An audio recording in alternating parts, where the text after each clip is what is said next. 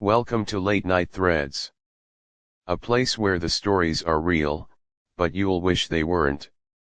Here, we dive deep into the eerie corners of Reddit, where anonymous confessions, strange encounters, and the whispers of the internet come alive after midnight. If you're listening with the lights off, you've already made your first mistake. I live in a small house just outside of town. It's quiet. Too quiet sometimes. My only companion is my dog, Max, an old golden retriever who has seen better days. He doesn't bark much anymore. Mostly he just sleeps by the door or follows me from room to room like a tired guardian. That night, it was around 2:13 a.m. I remember because I glanced at the microwave clock when I went to get a glass of water. The house was still, and outside the world felt paused. That strange silence had settled in, the kind that makes your skin tighten and your brain feel just a little too aware. Then Max stood up. Slowly. His legs stiff like they always are these days. He turned toward the back door and stared. Then came the growl. Not a deep one. Not angry. Just confused. Alert. It was enough to freeze me. Then he barked loud, sharp, urgent. I turned and looked toward the glass door leading out to the backyard. I saw nothing at first.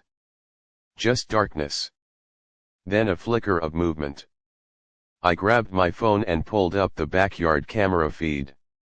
Static. Then black. Then the feed reappeared. Nothing. Max kept barking. Then I heard it. A voice. From outside. Max, come here, boy.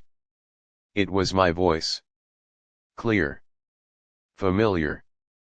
But I was still inside. I didn't move. I couldn't. Max stood frozen, ears forward, tail stiff. Then the voice again. Come here, Max, good boy. Calm. So calm it was unnatural. I reached for the back door lock. My hand stopped inches away. Max growled again, lower this time, almost like he was warning me.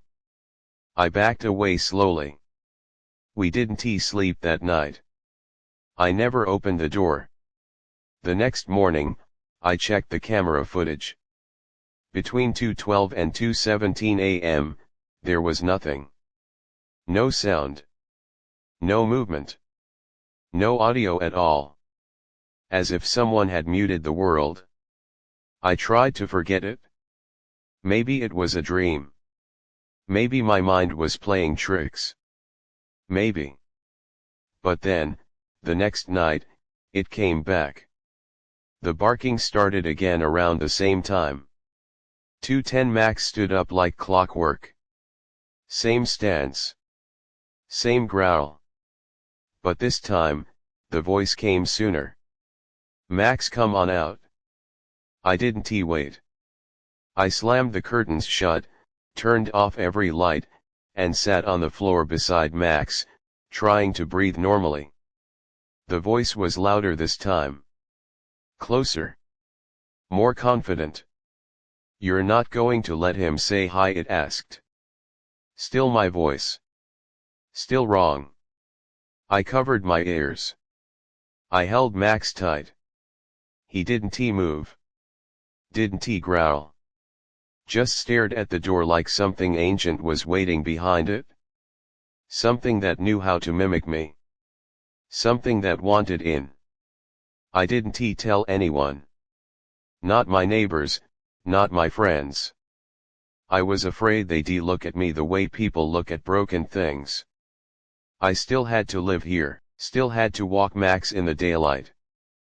Pretend everything was fine. But every night, 2:13 would creep closer, and I'd feel it again. That pressure. Like the house was sinking under invisible weight. It wasn't always the voice.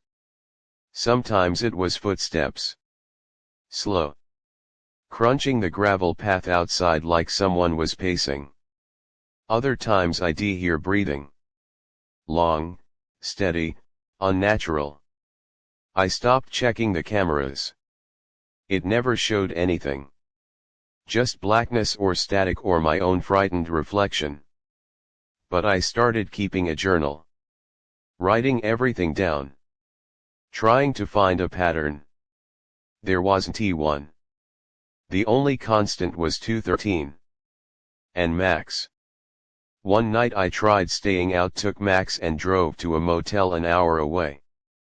At 2:13 I sat on the bed, heart pounding, staring at the clock. Then my phone buzzed. A message from my own number. No contact name. Just a single line, "You can't run." I turned off the phone. I didn't sleep. When I got home the next morning, my front door was open. Nothing stolen. Nothing moved. Just open. Max didn't want to go in. I had to carry him. Since then, it's gotten worse. The voice speaks longer. Sometimes it begs. Sometimes it laughs. It knows my memories now. It uses my childhood stories, my mother's lullabies, my old friends' jokes. And Max, he's aging faster. His legs barely work. His eyes look haunted. I think he's protecting me. I think whatever it is, it can't come in because he's here. But he's tired. And when he goes, I don't think I'll be alone anymore. I think it will finally step through the door. I write this not as a cry for help, but a warning. If you ever hear your own voice outside your window after midnight, don't answer. Don't look. And whatever you do, don't open the door. Max passed away 2 nights ago. Peacefully, they said. The vet had no explanation for the rapid deterioration, but I didn't need one. I buried him in the backyard, under the tree he used to sleep beneath in the summer. That night, I locked every door and window. I turned off all the lights. I sat in the center of the house with my phone, a flashlight, and my grandfather's old hunting knife. I knew it was coming. I knew the moment the clock hit 2:13. The house groaned like it was breathing. The voice came again. "Why did you let him go?" it whispered. He was the only thing keeping me out. I didn't answer. I kept my eyes shut. My ears covered. Then the door handle turned. Soft. Slow. Deliberate. I stood and stepped toward it, not to open, but to block. My heart pounding. The door shook once. Twice. Then silence. And then whispers. A dozen voices, maybe more. All mine. All distorted. They laughed, told secrets, called my name like a child playing hide and seek. I stood there until sunrise. When the light came, everything stopped. But now, each night, it's back. Louder. Closer. It wants in. And one night, I want to be strong enough to keep it out. Last night was different. The voices didn't just whisper. They sang. A broken lullaby. My mother's voice, but twisted, like it was echoing through a long tunnel full of teeth. The door didn't rattle, it breathed. It inhaled when I exhaled. It exhaled when I cried. Then came the knock. Just one. Light.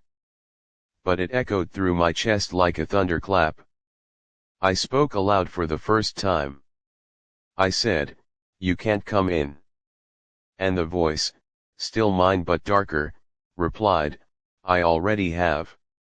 I turned. Every light in the house was on. Every window open. My journal pages fluttered through the air like dying moths. My phone was recording. A voice memo. I picked it up. Hit play. Nothing. Until the very end. One whisper, check the mirror. I turned slowly to the hallway mirror. My reflection was there. But it didn't move. It just smiled. And now it's standing behind me. The morning after that final whisper, I did everything I could to pretend it hadn't happened. I cleaned the house, locked the windows, unplugged the mirrors. I tried to keep my reflection from existing. I even covered the hallway mirror with a blanket and duct tape. But some things don't go away just because you stop looking at them. At 2:13 that night, there was no knock. No voice. No sound at all. The silence was the loudest thing I'd ever heard. It pressed on me from all sides, like the air had weight. I tried not to breathe. The mirror was still covered. I told myself that meant I was safe. But my phone buzzed again. This time, it was a video. From my front door camera. I hesitated, then tapped play. The footage was grainy, as always. Static rolled across the image. Then clarity. A figure, standing just out of reach of the porch light. Motionless. Watching. I squinted, trying to make out the features. Then it stepped forward. It was me. But not me. My smile was wrong. Too wide. My eyes too still. Like a puppet someone forgot to animate. The thing raised a hand and waved slowly at the camera. Then it turned and pointed toward the house. Toward me. I threw the phone across the room. I stayed awake till morning again, knife in hand, eyes burning. When the sun came, I dared to peel back the blanket over the hallway mirror. My reflection was there, as it should be. But its eyes were still. They didn't blink when I did. I ran. I packed a bag and left the house behind. Took a train 3 states over, to a town I hadn't been to in years. I stayed in a roadside motel, one of those dimly lit places where the walls are thin and the carpet never really dries. I thought I was safe. Until 2:13. The room phone rang. Not my cell. The landline by the bed. I didn't answer, but the voicemail light blinked red. I waited, then listened. The message was short. One word. Mirror. I turned to the bathroom. The mirror was fogged from a shower I hadn't taken. And there, written into the condensation, was my name. I covered it with a towel. Didn't sleep. Again. The next day, I bought blackout curtains, duct tape, and sticky notes. I plastered the motel room until not an inch of reflective surface remained. I disconnected the TV. Left my phone in a drawer. At 2:13, the silence returned. Then laughter. It wasn't loud. Just a soft chuckle. But it came from every corner of the room. From beneath the bed. Behind the curtain. Inside the mini fridge. My own voice, multiplied and warped. I tried to scream, but no sound came out.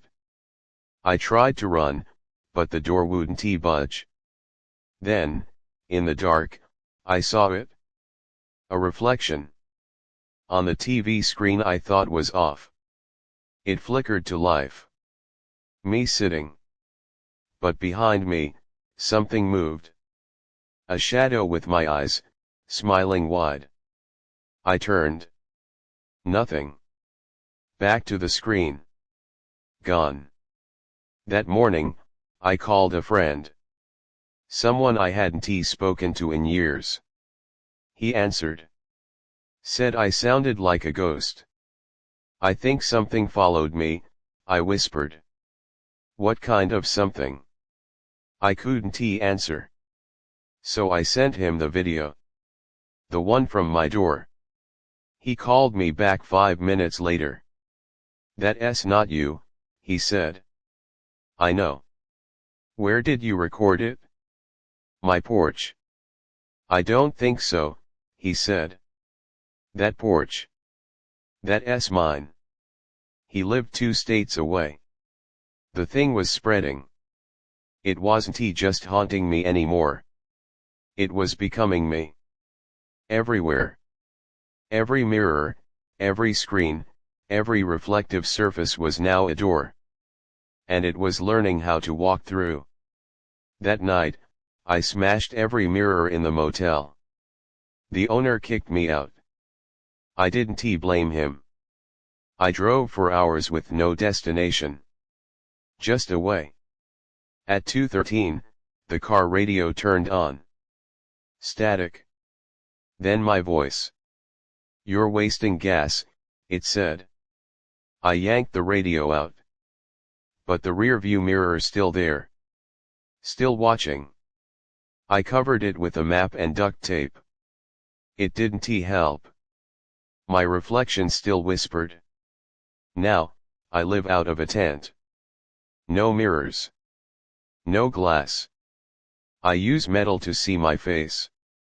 Even then, sometimes my reflection doesn't follow. If you're reading this, I have one piece of advice: don't trust reflections. They remember what you forget. And they never blink. I haven't spoken to anyone in weeks. Even out here, deep in the woods with no mirrors, no glass, no polished surfaces, I still feel it watching me.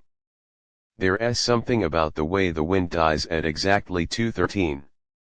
How the birds go quiet. How the air thickens, like it's trying to hold its breath too. Last night, I woke to the sound of my own voice outside the tent. You can come out now. It's safe. Max's name followed, like it used to. But Max is gone. I didn't answer. I didn't move. Just waited until sunrise, knife clutched in both hands. But it left something. A mirror. Propped against a tree. Not mine. I didn't touch it.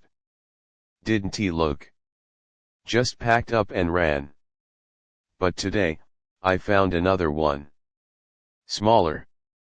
In my pack. I don't know how it got there. I haven't seen a soul in days. But there it was, face down, cool to the touch. And it was humming. Like a heartbeat. I threw it into the river. But I swear I still hear it at night. Echoing through the trees. Through my thoughts. It doesn't need the mirror anymore. It knows me. Knows how I think. How I panic. How I hope. Tonight I dreamed I opened my eyes and my reflection was standing over me. It didn't speak. It just smiled. And I felt something slide into my hand. Cold. Familiar. My phone. Recording. When I woke, the screen was cracked and a video was saved to the gallery. The thumbnail, my sleeping face. The sound, breathing. Not mine. This was supposed to be the end. Isolation. Distance. No technology. No reflection. But it's not afraid of distance anymore. I think it's everywhere now. In reflections. In voices. In thoughts. Maybe even in you. If you're reading this, look away from the screen. Don't check the window. Don't glance at the TV. And whatever you do, don't look in the mirror. Because if you see yourself smiling when you know you're not, it's already too late.